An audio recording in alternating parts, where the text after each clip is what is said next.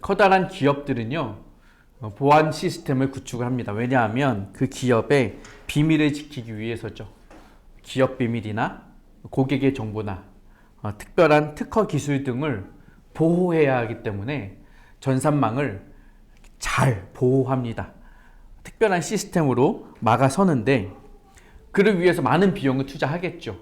그런데 재밌는 것은요, 또 다른 많은 비용을 투자해서 화이트 해커들을 고용한다는 거예요. 이 해커들이 하는 일은 뭐냐? 그 기업이 갖추어 놓은 보안망을 뚫는 일이에요. 그럼 왜 기업이 그들이 세워놓은 보안망을 뚫도록 해커들을 고용하느냐? 전산을 파괴하기 위해서, 유출하기 위해서 결코 아니죠. 그것을 통해서 그들이 구축해 놓은 보안망이 얼마나 잘 작동을 하는지, 그것이 얼마나 안전한지를 확인해 보는 거예요. 우리는 안전하다고 해 놓았지만 해커들이 그 빈틈을 찾아내서 들어오면 우리는 준비가 부족했던 것이죠. 그러니까 그것들을 통해서 본인들의 보안을 확인하는 것입니다.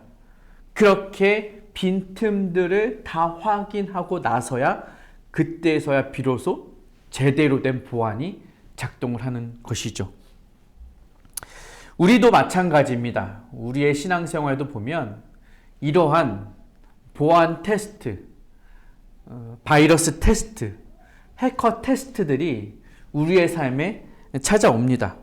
하나님이 종종 이렇게 우리의 신앙의 보안망을 침투하는 것들을 우리가 경험하는데요. 왜 그렇게 하실까요? 하나님 각각 우리의 삶의 연약한 부분을 확인해 보시려는 거예요. 어떤 이에게는 자녀가 약점일 수도 있고, 어떤 이들에게는 통장이 나의 약점일 수도 있어요. 어떤 이에게는 그 두 가지 다, 자녀의 통장이 약점이 될 수도 있죠. 누군가에게는 자신의 사업이 약점이 될 수 있어요.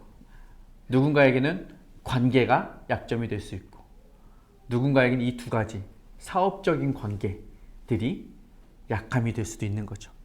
그런 것들을 확인해 보시는 거예요. 우리는 묻죠. 하나님, 왜 굳이 이렇게 우리를 힘들게 하십니까? 왜 굳이 이렇게 우리의 것을 침투하시고 공격하시고 빼앗아 가시는 시험을, 테스트를 우리에게 주십니까? 그냥 우리 좀 내버려 두면 안 됩니까? 창세기 22장은 바로 이런 질문에서 시작하는 말씀입니다. 22장 바로 직전에 있는 본문 21장에서는요, 하나님께서 아브라함에게 큰 선물을 주셔요. 정말 큰 선물이에요. 무슨 선물이냐? 아들을 주십니다. 아브라함의 나이 100세 때, 사라의 나이 90세 때에 하나님께서 약속하셨던 아들을 주셔요. 얼마나 큰 선물입니까?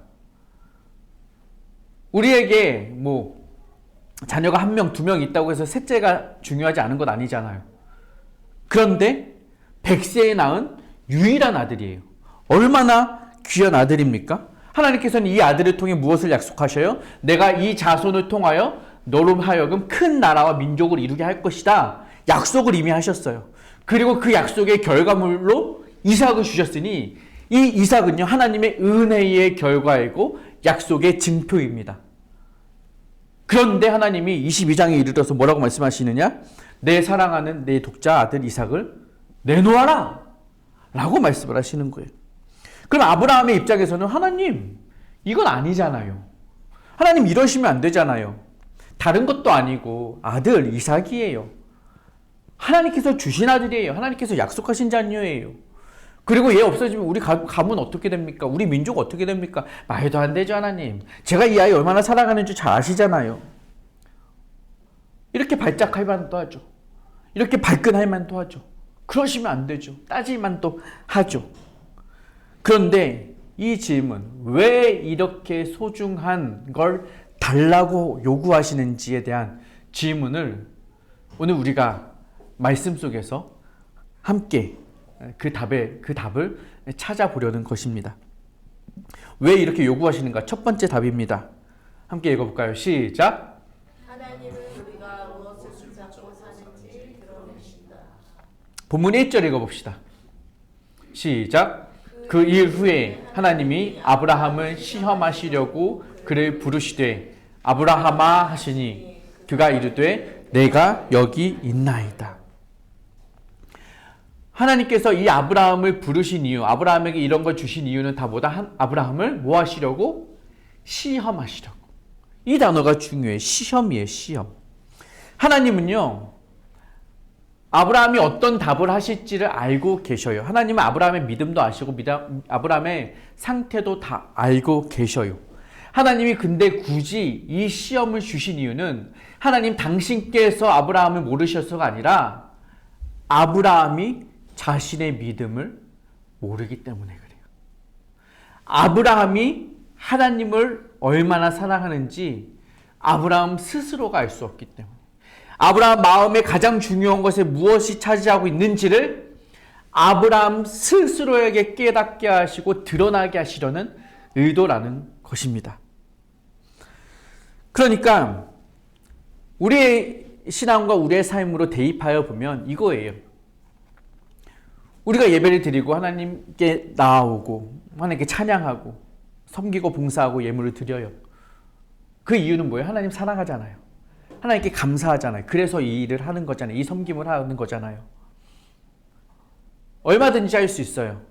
그리고 찬양할 때도 막 기쁜 마음으로, 즐거운 마음으로, 감사한 마음으로 두 눈 감고 두 손 들고 막 찬양할 수 있죠. 어떤 때는 수련회, 청소년 수련회 가보시면 뛰면서 막 찬양을 해요. 미친 듯이 찬양을 해요. 감사하니까.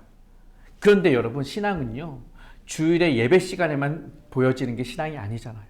정작 중요한 신앙은 시험의 가운데, 일상의 가운데, 삶의 한복판에서 벌어진다는 거예요. 무슨 말이냐?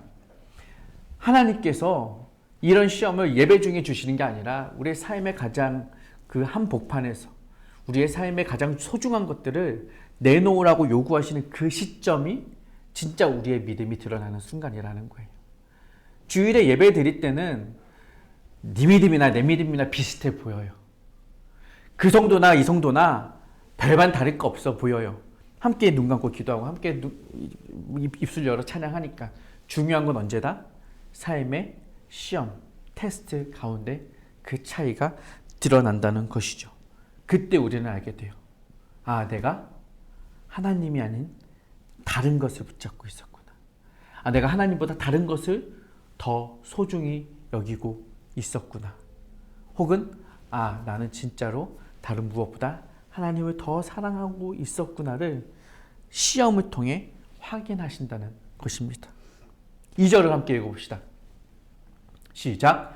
여호와께서 이르시되 내 아들 내 사랑하는 독자 이삭을 데리고 모리아 땅으로 가서 내가 내게 일러준 한 산 거기서 그를 번제로 드리라. 그러니까 그 시험은 바로 이삭을 드리라는 시험이었어요. 그런데 하나님께서 아브라함아 이삭을 드려라 라고 말하지 않으셔요. 누구를 드리라고요? 내 아들, 내 사랑하는 독자 이삭이에요. 한마디 한마디 하나님이 힘을 주어서 날카롭게 말씀을 하시는 거예요. 너의 아들이다. 그 아이들은 너의 사랑하는 아들이고 너의 독자 단 한 명밖에 없는 이삭, 약속의 아들이다라는 것을 하나님이 강조해서 말씀하시는 거예요. 여기서 이 아들을 번제로 드리라는 것은 이 아이의 각을 떠서 모든 피부와 살갗을 발라내고 피는 따로 모으고 뼈를 따로 모아서 살을 태워드리라는 거예요. 그게 번제예요. 어느 아버지가 자신의 자식을 그렇게 각을 떠서 드릴 수가 있겠어요? 누구도 못해요. 하나님이 그걸 요구하셔요. 누구에게? 내 아들, 내 사랑하는 독자. 여러분, 하나님이 우리에게 시험을 주실 때는요, 이렇게 강력한 시험을 주셔요. 우리 인생에 변죽만 올리는 것이 아니라 주변만 슬쩍슬쩍 건드시는 것이 아니라 진짜 어려운 시험은요, 핵심을 찌르십니다. 가장 소중한 것. 하나밖에 없는 것. 왜요? 왜냐하면 거기에 우리가 진짜로 예배하는 대상이 숨어 있기 때문에 그래요. 그것을 우상이라고 하죠. 우상. 하나님보다 우리가 더 깊이 생각하고 더 소중히 여기고 더 많은 마음을 쏟고 있는 그 대상, 그 예배의 대상으로 우리가 숨겨둔 채 섬기고 있기 때문에 그렇습니다. 이삭이 바로 그 대상이에요. 물론 이삭은 하나님의 은혜의 선물이기도 하지만 하나님이 주신 것, 가장 좋은 것이 한편으로 우상이 될 수도 있다는 것을 하나님은 지적하시는 것입니다. 여러분에게 하나님이 많은 선물들을 주셔요. 은혜를 주셔요. 각자에게 주시는 이삭과 같은 선물이 있을 거예요. 그런데 우리가 종종 보면요, 그것이 우리에게 우상이 될 경우가 있어요. 하나님이 우리에게 주시는 어떤 사업의 성공, 직장의 승진, 이런 것들이 우상이 될 수가 있죠. 선물같이 주셨지만 내가 그것을 선물이 아니라 우상으로 여길 수도 있다는 거예요. 선물같이 주신 자녀들이 우상이 될 수도 있고, 선물과 같이 주신 배우자가 우상이 될 수가 있어요. 가정이 우상이 될 수 있고요. 나에게 허락하신 아름다운 외모가 우상이 될 수가 있고, 나에게 주신 특별한 재능과 달란트가 우상이 될 수 있다는 것입니다. 그래서 하나님은 그 특별한 것까지도 드러내시는 거예요. 너가 정말 이것보다 나를 더 사랑하느냐? 우리에게 질문을 하시는 거죠. 그럼 왜 이렇게 우리 이 약점들을, 이 우상들을 드러나게 하시느냐? 이걸 드러나게 하셔서 우리를 파괴하시려고, 망가뜨리시려고, 화내시려고, 혼내시려고? 아니죠. 침투 테스트 하시는 거예요. 그 약점을 드러내어 우리의 영적 보완을 더욱 공고히 단단히 세우시기 위한 하나님의 사랑의 표현이라는 것입니다. 그러면 두 번째로, 이렇게 우리에게 시험을 주신 이후에 하나님은 무엇을 하시느냐? 두 번째입니다. 함께 읽습니다. 하나님은 우리가 드리기 전에 이미 대신 준비하신다. 시험을 주실 뿐만 아니라 뭘 하셔요? 대신 준비하신다는 거예요. 요구하시는 시험을 하셨어요. 그런데 사실은 그 시험 이전에 이미 주님은 준비하고 계셨다는 거예요. 오늘 본문을 보면 그래요. 아브라함이 실제로 이 아들을 죽이기까지 갑니다. 제단을 쌓고요, 나무들, 장작들을 버려뒀습니다. 그 위에 아들 이삭을 결박하여서 눕혀놓고 칼을 높이 쳐들어 가슴을 찌르려 하는 그 찰나, 그때 하늘에서 소리가 들립니다. 11절입니다. 11절 함께 읽어볼까요? 시작. 여호와의 사자가 하늘에서부터 그를 불러주시되 아브라함아 아브라함아 하시는지라. 아브라함이 이르되 내가 여기 있나이다 하니. 하늘에서 급박하게 아브라함을 부르셔요. 이 아브라함이 아들을 죽이려는 그 중요한 찰나에 아브라함을 부르시는데 아브라함은 두 번이나 부르셔요. 급하니까. 당장이라도 멈춰 세워야 하니까. 조금이라도 늦으면 그 칼이 이삭을 찌를 테니까 멈춰 세우시는 거예요. 그 아이에게 손대지 말라. 12절 읽어볼까요? 시작. 사자가 이르시되 그 아이에게 내 손을 대지 말라. 그에게 아무 일도 하지 말라. 말씀하시는 거예요. 하나님께서 이 일을 멈춰 세우셔요. 죽이려고 하는데 요구대로 명령대로 순종하려 하는 그 찰나에 멈춰 세우시는 거예요. 그리고 어떻게 하시냐? 14절 읽어보겠습니다. 13절입니다. 13절 시작. 아브라함이 눈을 들어 살펴본즉 한 숫양이 뒤에 있는데 뿔이 숫풀에 걸려 있는지라. 아브라함이 가서 그 숫양을 가져다가 아들을 대신하여 번제로 드렸더라. 반전이죠. 굉장히 드라마틱합니다. 그 긴장이 가득한 그 순간에 하나님이 멈춰 세우시더니 그 뒤에 숫양을 준비해 두신 거예요. 아들을 죽여야 했는데 이제는 아들을 죽이지 않아도 돼요. 대신 누구를 죽여요? 숫양을 드려요. 아들을 제단 위에 올려놓지 않아도 돼요. 대신 숫양을 그 제단 위에 올려놓습니다. 이삭이 죽어야 했지만 대신 숫양이 죽게 된 것입니다. 하나님이 준비하신 것이죠. 이미 대신 준비하여 놓으셨다는 것입니다. 하나님 우리에게 요구하시지만 그 요구 이전에 하나님은 우리의 삶을 미리 준비하고 계시는 하나님이신 줄을 믿으시기 바랍니다. 그리고 세 번째입니다. 함께 읽을까요? 세 번째. 시작. 하나님은 요구하지 않고 자기 아들을 내어주신다. 우리가 첫 번째 단락에서 하나님이 요구하신다라고 그렇게 시험을 주신다고 했는데 세 번째 단락 보니까 결국 하나님이 하신 일은 뭐냐? 요구한 것이 아니었어요. 무슨 말입니까?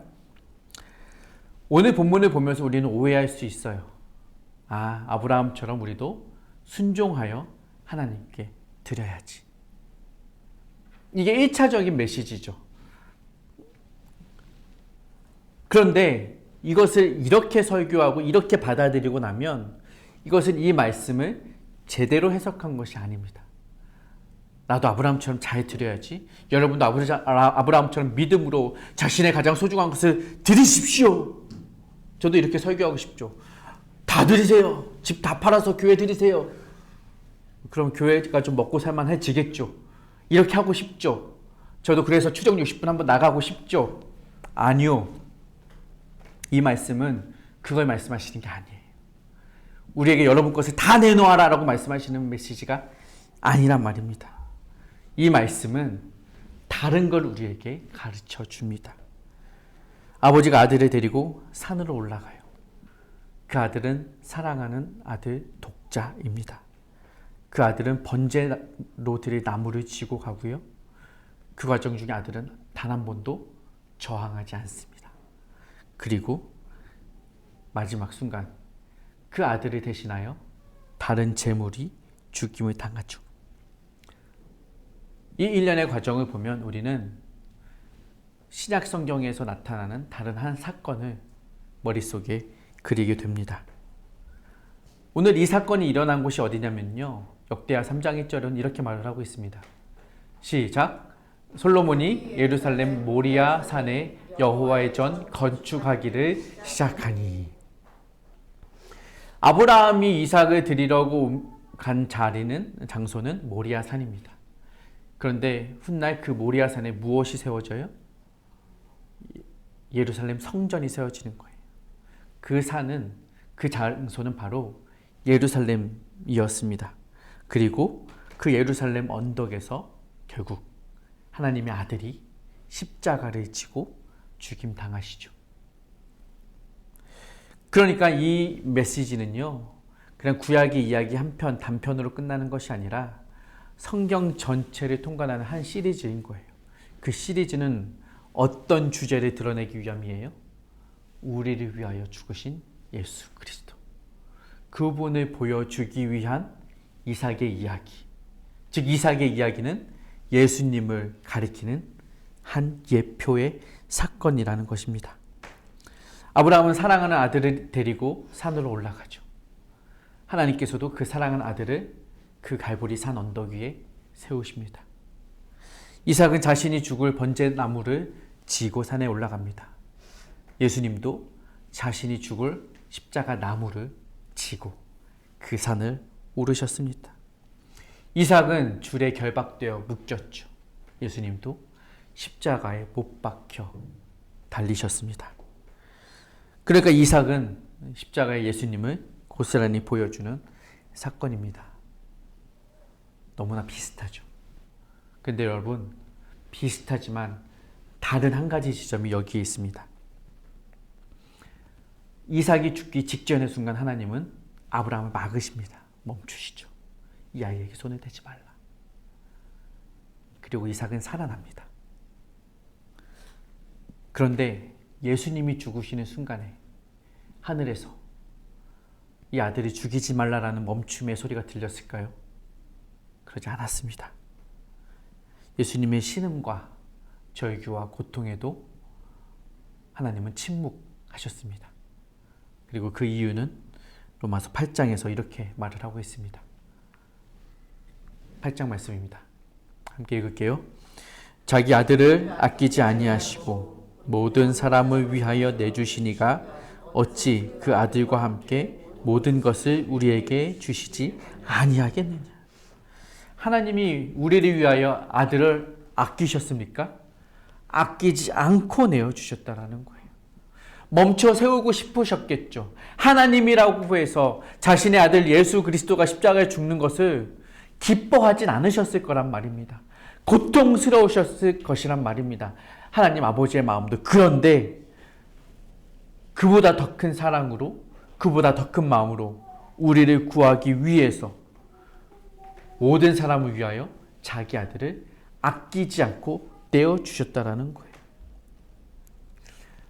아브라함을 아끼시고 이삭을 아끼신 하나님은 멈춰 세우셨지만 복음에서는 자기 아들을 아끼지 않고 죽이셨어요. 이삭을 살리시기 위해서 숫양 한 마리를 준비하시고 그걸 대신하여 죽게 하셨지만 십자가에서 우리를 위하여 대신 죽으신 예수님으로 말미암아 우리는 살게 된 것입니다. 그분이 한 마리 어린 양이 되어주신 것이죠. 그러니 우리는 이 말씀을 읽으며 깨닫습니다. 우리를 위한 하나님의 사랑이 얼마나 크고 놀라운지를. 여러분, 이 이야기를 앞서도 말씀드렸지만 1차적으로 아브라함의 믿음이 대단하더라.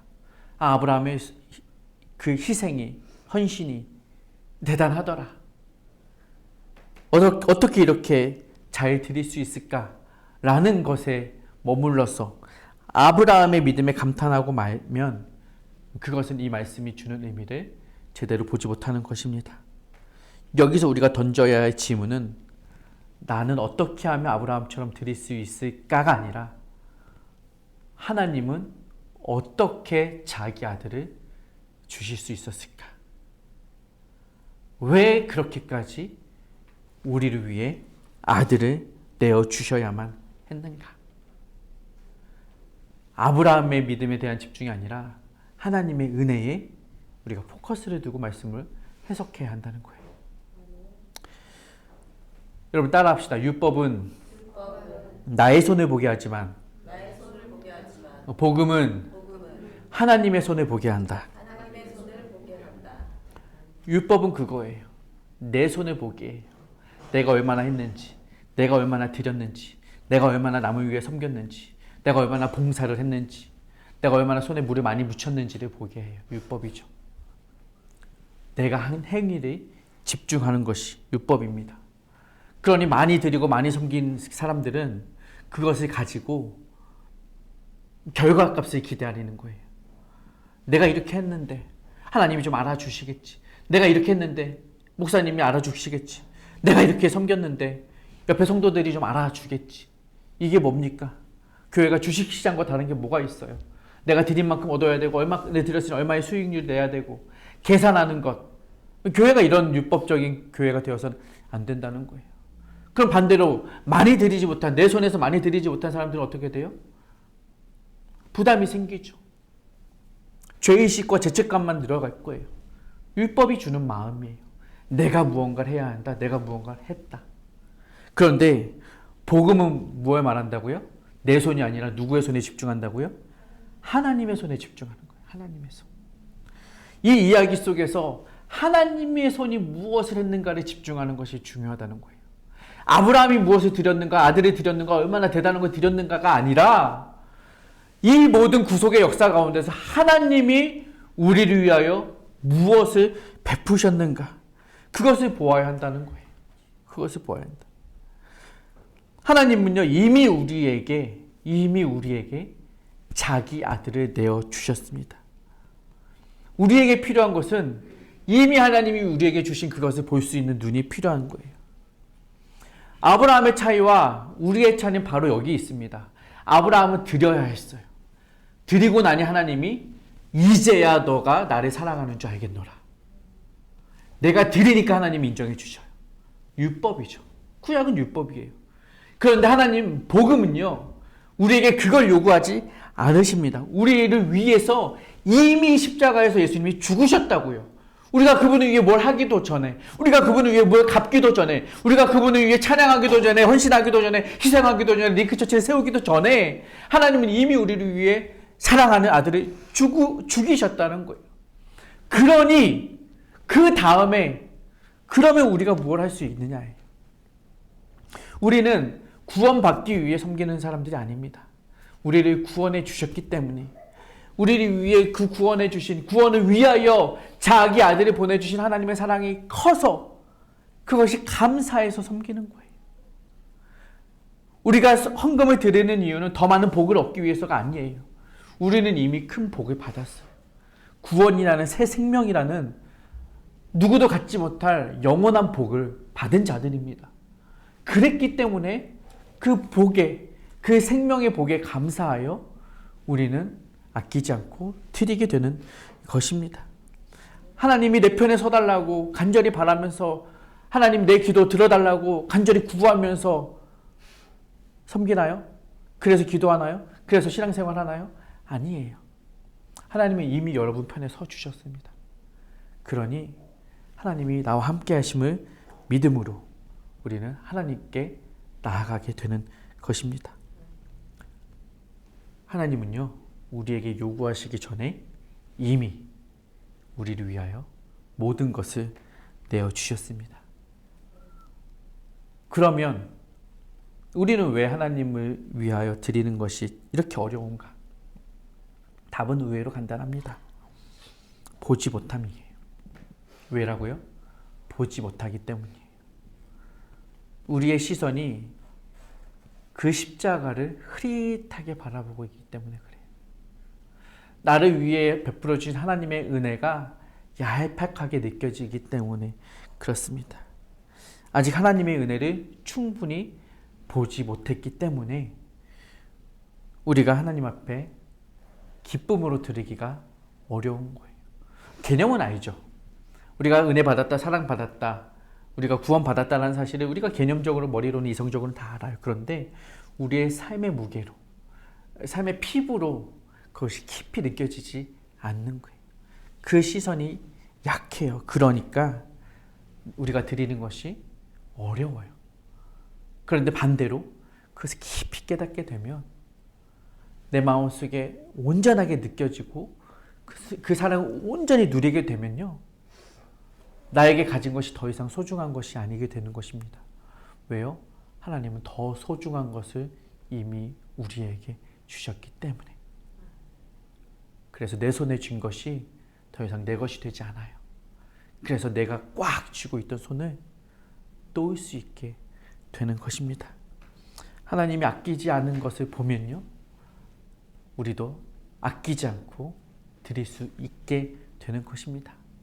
내 시간도, 내 물질도, 내 마음도, 내 모든 것들까지도. 그러니까 우리에게 필요한 것은 뭐냐? 그 은혜를 깨닫게 해달라고, 그 은혜를 누리게 해달라고, 그 십자가를 더 선명히 볼 수 있게 해달라고, 우리의 영적인 시야가 열리게 해달라고 구해야 할 것입니다. 우리에게 주신 것들을 볼 수 있는, 그 하나님의 손길을 느낄 수 있는 저와 여러분의 삶이 되기를 바랍니다. 제가 리사에게 얼마 전에 커다란 선물을 주었습니다. 너무 좋아하더라고요. 너무 좋아하니까 그 순간 어떻게 한 줄 아세요? 자기 입에 물고 있던 이 막대 사탕을 저에게, 제 입에 넣어주면서 선물을 받아가는 거예요. 그 선물이 이 100원짜리 막대 사탕과 맞바꿀 만한 것이었을까요? 침 묻은 거, 거의 다 먹은 거. 그렇지 않죠. 저인들, 아, 이게 그 값이 되겠구나 하고서 적당한 값어치라고 해서 그것을 받았을까요? 이게 충분하다고 해서 먹었겠습니까? 제가 사탕을 먹고 싶어서 먹었겠어요? 결코 아니죠. 이미 모든 것을 아낌없이 주고 싶은 아버지의 마음, 그리고 그것을 받은 자녀의 기쁜 마음, 그 서로의 사랑의 마음이 교감하는 거죠. 그 기쁨의 감정을 서로 나누는 것이에요. 제가 이 막대 사탕을 먹고 싶어서도 받고 싶어서도 아니라는 거예요. 여러분, 우리는요, 하나님께 감당할 수 없는, 셀 수 없는 커다란 선물을 이미 받았습니다.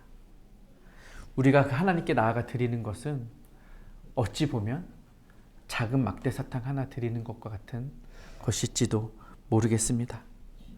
그러나 우리는 이 사탕과는 비교할 수도 없는 큰 것을 받았기에 이것조차도 아낌없이 내어놓을 수 있게 되는 것이에요. 중요한 것은 여러분의 시선이 바뀌어지기를 축복합니다. 아브라함이 눈을 들어 숫양을 보았듯이 여러분이 눈을 들어 십자가의 예수를 바라볼 수 있기를 바랍니다. 그 예수께서 우리를 위해 하신 일들에 감동하고 감탄하고 감사하여서 우리의 것을 쪼개어 드릴 때 인색함으로나 아끼며 드리는 것이 아니라 감사와 기쁨으로 나아가며 드리는 여러분이 되시기를 축복합니다. 오늘 주신 말씀 찬양하고 기도하겠습니다.